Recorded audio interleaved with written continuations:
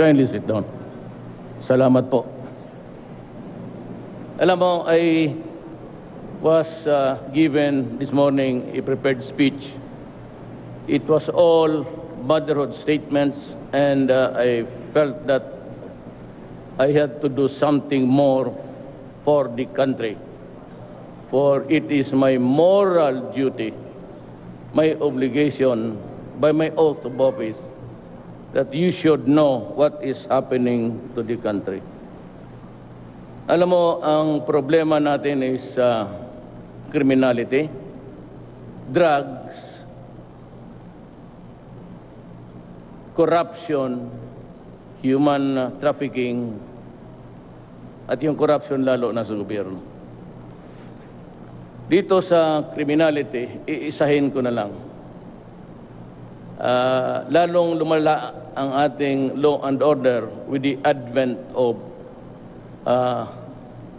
just give the tikas pahinga, please. Sorry.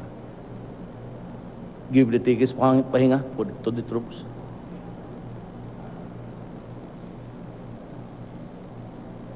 Tikas!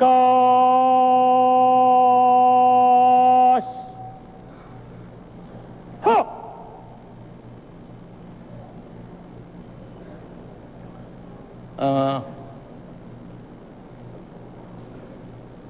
The law and order of the country had become really a very serious problem for all of us. It has deteriorated with the advent of drugs because of the corrosive effect of money. I am very sad, but on the drug scene, we all long suspected na may maraming mga police sa gobyerno na involved sa drugs. I am not ready yet with the other branches of government agencies sa kagaya ng customs. I still have to validate it, but I already have the raw information. I am compelled by my sense of duty na sabihin sa inyo lahat, lalo na yung mga pulis na nasabit sa droga, one way or the other, or contributed to the deterioration of the law and order of this country. What is really, I said sad, is that ito yung mga tao who are given the honor to join the academies of our country, be it the PNP or the PMA, at the expense of the public. And they had this career of theirs. All along, tayong mga mamamayan thought that we are being protected by the police, primarily. Masakit pakinggan kasi ginastusan mo na, binayaran mo yung pag-aaral niya, lahat ng uniforme, pati medyas niya, pati sapatos, gastos mo. Tapos you commit. By any language, it is really treason. And I'd like to name publicly General Marcelo Garbo. He was a protector of the drug syndicates in this country. General Vicente Luot, who is now the mayor of Cebu, in one of the municipalities of Cebu. General Diaz, the former regional director of Region 11. General Pagdilao, former regional director in CRDO. General Tino, former QCPD director. As this time, I ordered them relieved from their assignments and report to the Director General. I would like to talk to them, but certainly I would expect the Police Commission to do their thing. Imbestigahan ninyo ito at huwag ninyong Huwag ninyo akong bigyan ng sarsuela na ano. Hanapin ninyo ang totoo. Kasi overnight, I was really trying to figure out. I do not necessarily humiliate people. It's not my practice. Politiko ako eh. Kung mayor-mayor lang ako, o wala naman akong kasali dyan sa bayan na yan, the Republic of the Philippines, okay lang. But dumating ako sa posisyon na to, and I said, I have this sacred obligation to the Filipino people. By my oath of office, I have to tell you the truth. And the truth for the moment is, itong mato after so many validations, even when I was still mayor of Davao City, lumalabas na itong mga pangalan na to. Talagang lumalabas na. At nakikita mo na mga yon with the intensification rather of the criminal syndicates and the drug distribution. Marami nang namamatay. At marami pang mamamatay. At huwag kayong sumali niyan, baski police kayo, baski opisyal kayo, because you will place yourself in the line of fire. Hindi ako mayabang, politiko ako. I mean, I keep silent or sige lang, ariglo ito, okay lang. Pero wag ninyong sirain ang bayan mo. I've been warning everybody.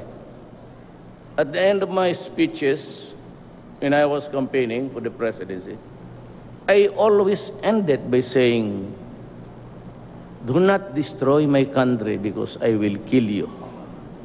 Do not destroy the young people of this country because I will kill you. Kung hindi pa naman sapat sa lahat yan, ewan ko. What else? So, the campaign against drugs will continue. Hopefully, in the fullness of God's time, I may not be able really to clean it 3 to 6 months. But by that time, siguro 3 months, 6 months and 1 day after, medyo tapos na. May partida lang ng isang araw. So you work overtime, and I'll be there with you to supervise everything. Now, let me be very, very clear. I have called upon the armed forces of the Philippines to help. Paswerte ako kasi si Presidente Arroyo, during her watch, raised the level of the drug problem as a national security threat. And therefore, paving the way for me to ask the armed forces of the Philippines, Air Force, Navy, Army, to help in the campaign. Mabutit na lang nandyan yung, I said it was a approximation, I think, of President Arroyo long before. It's going to be a dirty fight. It's going to be a bloody fight. I am not apologizing for it. And may I tell all and sundry, lahat, even the international community, lahat na mga disgrasya, magkakaso, anumang kaso, under the revised penal code, in the fulfillment of your duties as public authority, akin yan. Mine and mine alone. I assume full legal responsibility for it. Huwag kayong matakot basta nasa tama tayo. Just observe the law. Hindi kasi, alam mo, when I tell itong mga bugok, alam mo pa pagsabi ako, shoot to kill, it means to say that when you are there hunting for the idiot and you think that there is a fight that would result in your demise, then why would you die? Shoot first, but only when you think that your life is in danger. That is a pabalik-balik yan sa 2 years Yung mga police na 2 years lang ang ano. Yung lalo nang gumaduate ng PNP, alam ninyo yan. So itong mga media na to, hayaan mo yan. Hindi naman dumadaan ng police yan. All of them are not lawyers. When I say reward, dead or alive, it's mean the same thing. There are laws to be observed before you do it. What am I into in my messages? I just want you to be brave at huwag kayong patakot-takot mamatay dahil trabaho ninyo yan. Pinili naman ninyo yan. Hindi naman kayo pinilit na magpunta dyan. Ngayon, kung magpunta ka sa pulis, yan yung masakit. Kayo lahat, ha? It's not the appropriate time for me to be lecturing. Pero kayo, do not within the 6 years that I will be. Huwag yung kayong magkadisgrasyahan tayo niyan. Sinasabi ko yung madidisgrasya kayo. At madidisgrasya kayo. Hindi ako urong dito. And I said, I would stake my honor, my life, and even the presidency. Kaya kong bitawan yan. I do not have any illusions about being there all the time or hanging onto the pressure. Nandito na rin ako, gawin ko ang gawin ko. Kasi maraming presidente dumaan sa bayan natin na ano nangyari? Kasi hindi ninyo pinapakinggan eh. Ayan ang mahirap. Now the problem with that, let me give you a lecture about the human rights. Sabi nila noon, ito si Duterte is advocating for death by hanging. Heinous crimes. Kasi noon, meron tayong death penalty. Ano sinasabi nila? Really, the naivety of a human being. Meron man tayong human rights noon, Mayor Duterte. But hindi man ako yun. Sabi, it is a deterrence. It might deter, prevent, obstruct, or at least make him realize that there is a death penalty. Kaya dapat takutan, it deters him from committing a crime. Sabi nitong mga, gusto pa ko yung ulo ninyo eh. Itong mga to, nandiyan naman yan. Bakit? Wala man. Did it deter crimes from committing? Did the criminals? Why? So what is the reason? I'll give you a reason, very simple. Because it was not implemented, and it was as if there was no death penalty provisions under the revised penal. Nandiyan eh.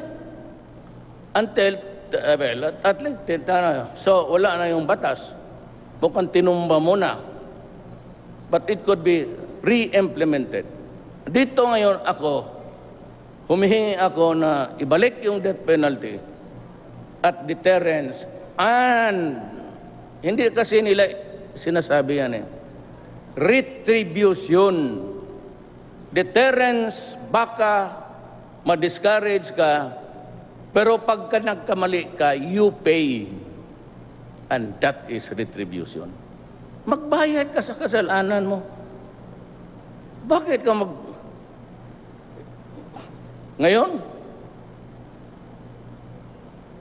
rape with homicide, nakakalabas. They can always threaten the witnesses. Ganito nga, sinasabi ko. Pati ang pulis. Commit crimes, dyan sa EDSA, harap-harapan, nag-kidnap ng tao, anak ka ng, para naman siniswerte talaga. Let's say kayo. Inaabuso ninyo ang Pilipinas, and I will not go for it. Yan sila, even the heinous crime. Even the heinous crime. If they commit it, nawawala lang yan sila. Then sasabihin nila na nag-iwol na, but he's just there. He's not being arrested because he's police officer. Or because kabaro nila, o gano'n. So napile yung kaso, pagtawag ng testigo, wala. So yung kaso, matabi muna. archive. In the meantime, itong mga gago, nagkakiramdam lang yan siya. If the witness is already dead, if the witness is transferred to other places, if the witness cannot be located because he has paid the server. I was doing trial work. Nagpo-prosecutor ako 10 years. Babayaran ng server, tapos ilagay cannot be located or have transferred residence. Kaya pagdating niya, malaman niya yung ganon, ayos na, he appears suddenly before the judge. Susurrender yan. Your Honor, my client would like his realization about his, mga melodramatics. He's now ready to face the consequences of the act. Murder, kidnapping. Okay? He is, if non-billable, is sent to a penal institution somewhere. Diyan lang yan siya. The next day, trial. Abogado, Your Honor, we are ready. That is why we surrendered because we expect justice immediately. Kung may kasalanan kami, pakulong na kagad, Your Honor. Ready kami for trial. Pagdating ang server, Piskal, prosecutor, ready? Your Honor, I am sorry to inform the court that I have no witness at this time. Why? Your Honor, the service of the summons is he cannot be located. Walang gagong piskal sa Pilipinas maglabas sa opisina niya, maghanap ng testigos niya. Walang gagong polis utusan mo na hanapin mo yan. I order for the arrest. In the meantime, sabihin ko, if my witness will not appear, I will move for his arrest. And then I will ask the judge, maghintay ka, judge, kasi hinahanap ko pa yung witness ko. But on the third postponement, Piskal, ready? Your Honor, I'm not ready, Your Honor. Why? Same answer, Your Honor. They will invoke, Your Honor, sabi ng defense, I move to dismiss the case because my client has been deprived of speedy trial which is guaranteed under the Constitution. The judge cannot do anything. And a dismissal because there are no witnesses or there is no witness is a dismissal with prejudice. Meaning to say, you cannot file the case anymore.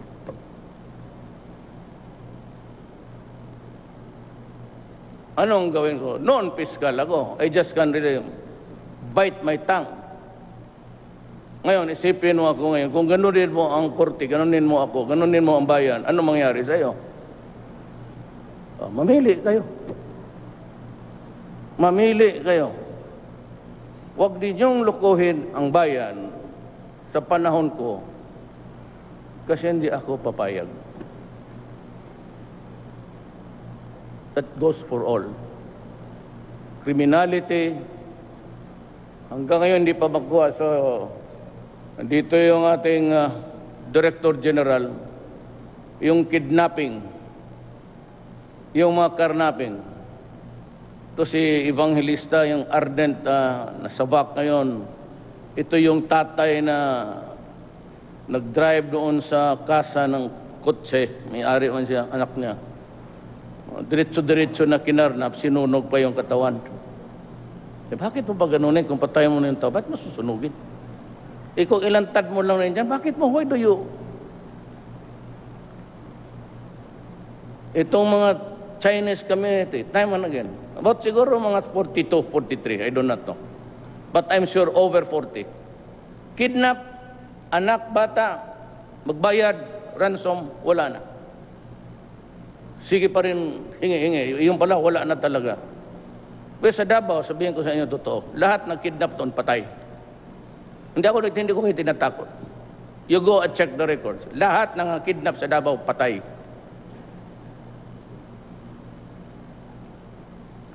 Hindi ako nagtatakot. I'm not addressing myself to the human rights. All I care. I said, I'm ready to go down. I'm ready to stake my honor and even my life. Stop.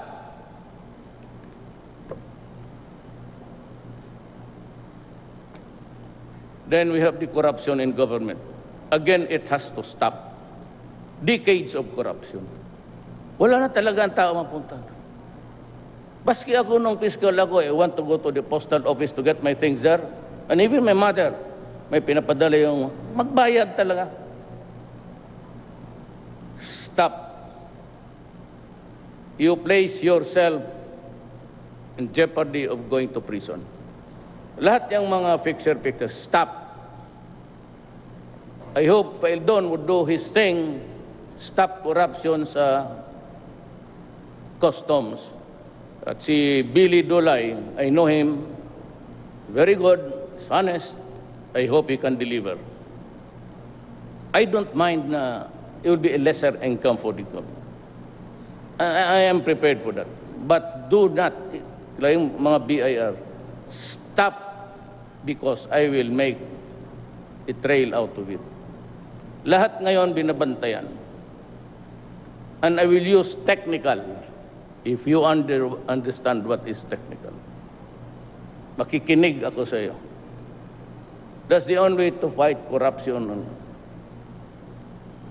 Illegal, legal. Of course, it is illegal. Only when I present the evidence in court. Pag hindi ko present yung evidence sa korte, ayaw kita ipakulong, patayin kita, di wala, tabla rin. Mahirap kasi yung gano'n. Siguro, pati terorista, that is our problem. The coming serious problem of the country, terrorism. We have to beef up the police. I need about 3,000 men more. There are problems of the country that are confronting us eyeball to eyeball. I cannot move. I have to bide my time because I need equipments. The things that I saw na wala dito, which I cannot discuss with you, but which I can discuss with the military and the police. Panahon na, I am sure that this is a time for, landing softly.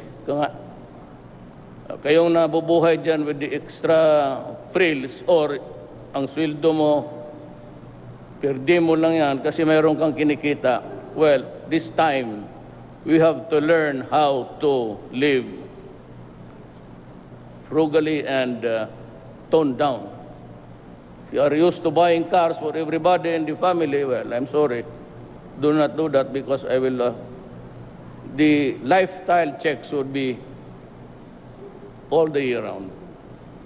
And I would know from your garage, kung tignan ko, kung ilan ang kotse mo. Ganon. I'm sorry I have to say this in public, in front. But before I forget, I'd like to congratulate and my salute to the Philippine Air Force on their 69th anniversary. I have seen you in action. I've been mayor for 23 years. We did a lot of things together. Yung iba na-retire na, yung iba nandyan pa. Sabagay kayong, those of you who have observed me close, na maintindihan na ninyo ako. These are the things I cannot really swallow. And there are things which I cannot swallow until now, but I cannot move because naghingi lang ako ng timing. So, lahat ito kasi kailangan natin. More than at any other time, ganon din announce ko, na kailangan ninyo tumulong sa bayan. I am sure that kayong mga security forces, you will have all the things that you need. I will see to that. Lahat kailangan. We will acquire more helicopters and night vision capability. Yan ang nag-hamper. If I have that, then we can improve our performance. Good that we are talking to the Communist Party of the Philippines. Doing well, and we hope to have a firm agreement by the end of the year if Season would come home. I am ready to give him a safe conduct pass. And yung Tiamson spouses, pati si Halandone, I am not ready to release everybody. Only after the success of the talks.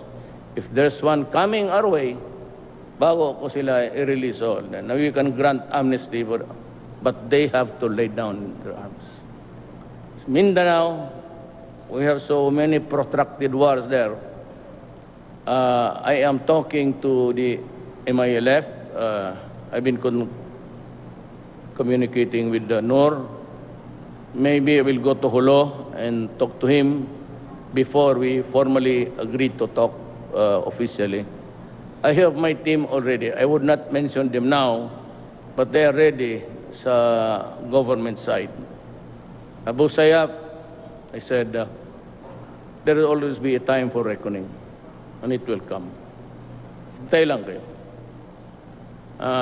On the West Philippine Sea,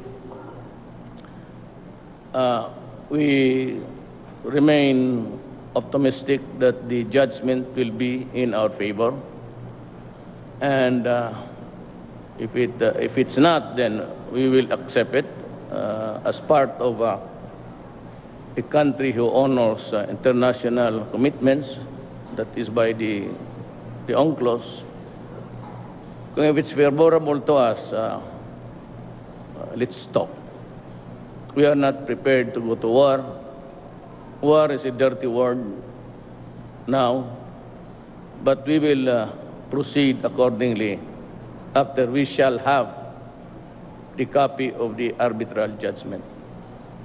We will always decide for the greater interest of our country. In the meantime, we are just hopeful for that. So again, I repeat, the drive against crime, criminality, and drugs will continue. Pati yung mga, do not so much focus on, I'm reminding the police, focus on yung mga drugs lang. Do not forget sa bagay naglipatan na lahat itong kidnap or ransom, murder for hire. Huwag ninyong palusutin yan. Pero pang iba nag-shift na lahat because ang drugs mura, madali itago at pera kaagad. I said, I gave everybody, every general, I think, of the Armed Forces of the Philippines, meron silang kopya yung kay Ian Grillo. He's the guy who wrote about the sad state of South America and those countries who fall into narco-politics. If not interdicted, itong droga na ito, especially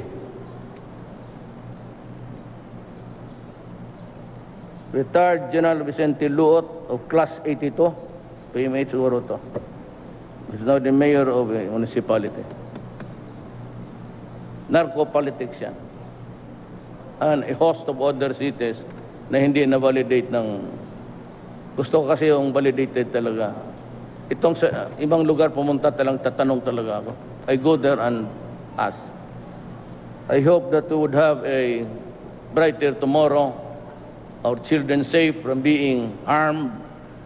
Itong mga kriminal, baski saan, mga Pandakan, mga Santa Ana, Tondo, the criminals have hijacked. They have taken over the public streets and public places. Ang ating mga anak, hindi na sila makapasyal. And every time nagsasakay ng bus, yung mga anak natin na hindi naman lahat mayaman nagpapawis na yung kamay and they are under stress because hold up. We have to remove that fear. We have to remove that fear.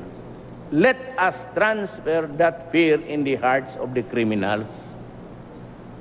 Kaya kayong mga kriminal, huwag kayong magpasakay-sakay ng bus. Baka hold upin kayo ng pulis. Kayong mga kidnappers, huwag kayong makidnap kasi maabutan kayo ng tactical team ng Air Force, baka kayo ang makidnap. Na ngayon, pahingian ka ng pera, wala kang pera. Kung ako ang Air Force, kikidnapin kita because marami ka na kinidnap. Tapos sabihin mo, saan pera mo? Wala sir kasi nagastos na sa sabungan. Di patayin kita. Wala ka pa ng pera So huwag kang magpa-kidnap-kidnap kung wala kang pera. Kasi kidnapper ka, tapos kung ikaw makidnap o lang ang maibigay, tapos ka rin. Ganun lang ang buhay, di ba? It's retribution. If the courts cannot give it, somebody will. God. Maraming salamat po. Thank you, sir. At yan ang naging talumpati ni Pangulong Duterte sa ika-69 na anibersaryo ng Philippine Air Force. Pinangalanan ng Pangulo ang 5 matataas na opisyal ng kapulisan na sangkot umano sa iligal na droga. Iniutos din ni Pangulong Duterte ang pagsibak sa pwesto ng mga ito. Ikinalulungkot daw ng Pangulo na maraming pulis ang sangkot sa droga. Bukod sa droga, ayon sa Presidente, problema rin ng bansa ang kriminalidad, korupsyon at human trafficking. Muli ring ipinaliwanag ng Presidente ang kanyang basihan sa pagsulong sa pagbabalik ng parusang kamatayan sa bansa. Samantala, narito ang pahayag ni Duterte kanina. I'd like to name publicly General Marcelo Garbo. He was a protector of the drug syndicates in this country. General Vicente Luot, who is now the mayor of Cebu, in one of the municipalities of Cebu. General Diaz, the former regional director of Region 11. General Pagdilao, former regional director in CRDO. General Tino, former QCPD director. As this time, I order them relieved from their assignments and report to the Director General. I would like to talk to them, but certainly I would expect the Police Commission to do their thing.